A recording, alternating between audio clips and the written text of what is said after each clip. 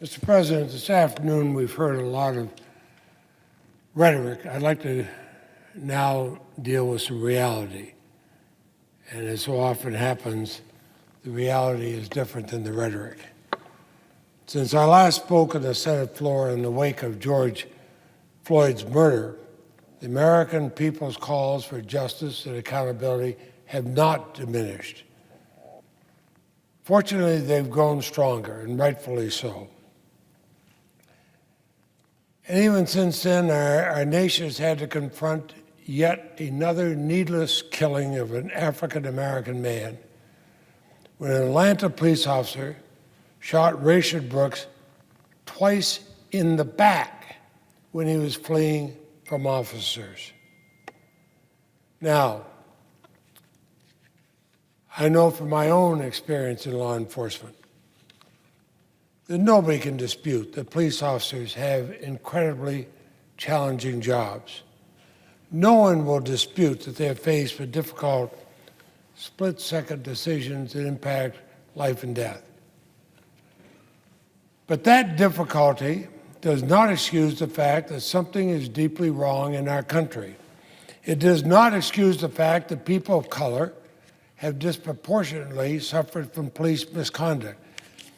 People of color disproportionately are profiled by police, are stopped by police, are arrested by police, and are the victims of excessive force at the hands of police. Now, confronted with the killing of George Floyd, millions of Americans are demanding we do better as a nation. They're recognizing the long-standing societal prejudices and biases have created a law enforcement culture and broader criminal justice system that perpetuates these prejudices and these biases. And what's the American people demanding? That they're demanding that we roll up our sleeves and do the hard work of ensuring that those charged with preserving the law are also subject to it, that no person is above the law. And for millions of Americans, the time to act is now. But I think the Senate is acting as though it's not up to the task. Well, on Thursday, the House is expected to pass a comprehensive legislation to reform policing, and they're going to do that with Republicans and Democrats voting for it. What's the Senate done? It's only advanced a patchwork of half measures that would do little more than place a handful of Band-Aids on deep, generations-old wounds. Now, as someone who knows him, I don't doubt at all that the legislation drafted by Senator Scott is a good faith attempt to find consensus within the Republican conference on how to reform policy, or how to reform policing. But by any reasonable measure, the bill the Republicans have put forward fails to actually reform policing on many of the most pressing issues. For example, addressing true racial inequalities, or disparities, or discrimination.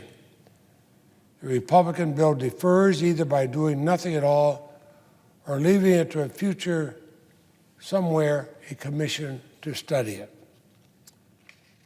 The Republican bill purports to create a new grant program to fund and mandate the use of body-worn cameras, which have been instrumental in holding both the police and suspects accountable. Mr. President, maybe everybody failed to notice, but Congress already created that program 5 years ago. And our Appropriations Committee, in a bipartisan fashion, has been funding it every year since, all 5 years. This is not something new. The Republican bill would create grant incentives to encourage police departments to change behaviors. But the legislation introduced by Senators Booker and Harris would actually change those behaviors. They don't say, here, please do it. They say, here, you have to do it. They do it by banning chokeholds. They ban no-knock warrants. And unlike the Booker-Harris bill, the Republican bill would not address qualified immunity, which allows officers to evade accountability even when a court finds that they violated constitutional rights. Can you imagine, Mr. President, anybody else in this country, they violate someone's constitutional rights, that they can stand up and say, but I'm in a protected group. You can't do anything about it. Bye-bye now, see ya. The Republican bill does nothing to address racial profiling. It does nothing to ensure that deadly force only be used as the last resort, not as a first resort, especially not against somebody who's running away and gets shot in the back, given a death penalty. It also does nothing to ensure there's federal oversight when a local law enforcement agency demonstrates a pattern of violating their citizens' civil liberties. And it's well known that the Trump administration has effectively abandoned pattern or practice investigation and consent decrees, which are proven instruments for positive change within some of our troubled departments. That's why the Booker-Harris bill strengthens these investigations at both the federal and state level. At every turn, where the Republican bill provides a talking point, the Booker-Harris bill provides real accountability and real transparency. But sadly, and I think disturbingly, the fact that the majority leader will not even allow the Senate to debate the Booker-Harris bill reveals that he's interested in neither. Now, for a moment last week, it appeared that some Republicans were serious about finding bipartisan compromise. During a Judiciary Committee hearing on policing reform, Chairman Graham said he'd like the committee to work together to find solutions, to sit down to see if we can reconcile the policing reform packages and come up with something in common. A number of my Republican colleagues on the Judiciary Committee even expressed an openness to reevaluating qualified immunity to ensure that there's a sense of accountability within police departments. I agree, but these are difficult issues. But certainly based on my experience under both Republican and Democratic majorities, I know the Judiciary Committee is capable of handling these difficult issues. I know because we've done it before on tough issues. Let me give you an example. 7 years ago, a bipartisan group of senators, Republicans and Democrats across the political spectrum, put together a thoughtful, bipartisan bill to reform our immigration system. But the bill wasn't put here on the Senate floor with a take it or leave it. Instead, as chairman of Judiciary, I held 3 hearings on the bill, and then we had 5 days of markup, some going late in the night. We considered 212 amendments, 141 of which were adopted, including 50 amendments offered by Republicans and voted on by both Democrats and Republicans. Our process was fair, thorough, and deliberate. And what happened when it came to the Senate floor?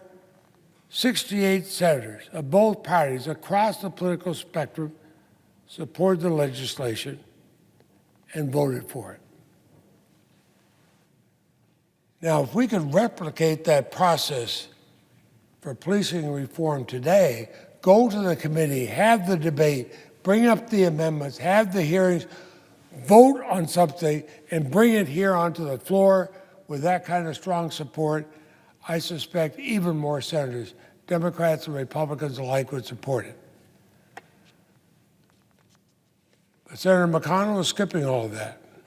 He's not allowing the Judiciary Committee to do its work. He's not attempting to build bipartisan compromise. He's instead forcing the Senate to take up a wholly inadequate partisan bill or do nothing at all. Here, vote for this deeply flawed bill, or you get nothing.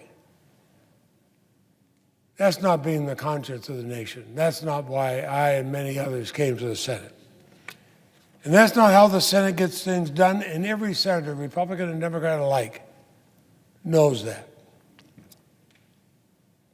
So I'd suggest to the leader, if he's serious about tackling racial injustice and policing reform, there is a blueprint to follow.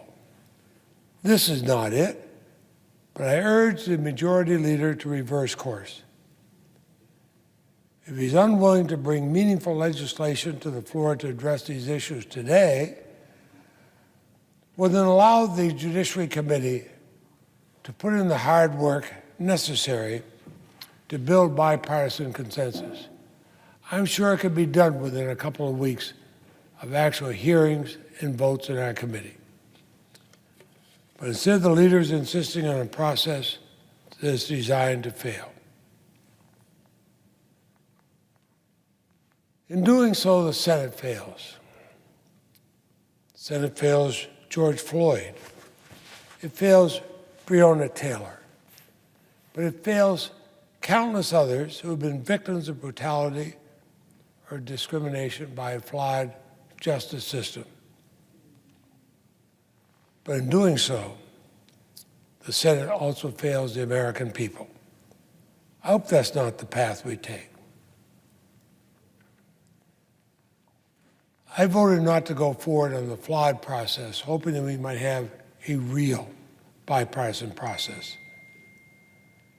I believe that the Senate should be the conscience of the nation. Let's be so in this. Let's go to committee. Let's have Republicans and Democrats vote for or against amendments and bring a bill to the floor. Stop this take it or leave it steps of the Republican leader. Let's have a bill that both Republicans and Democrats have worked on. And then bring it up, vote up or down on amendments, and give the American people something they can be proud of. And finally, something the Senate can be proud of.